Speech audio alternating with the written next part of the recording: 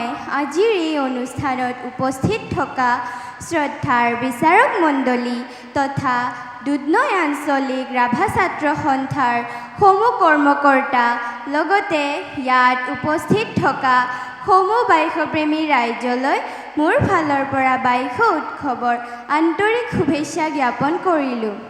এইখিনিতে মই মোৰ পৰিচয়টো দাঙি ধৰিব বিচাৰিছোঁ। মোৰ নাম শ্ৰী অগ্ৰিমা বড়ো।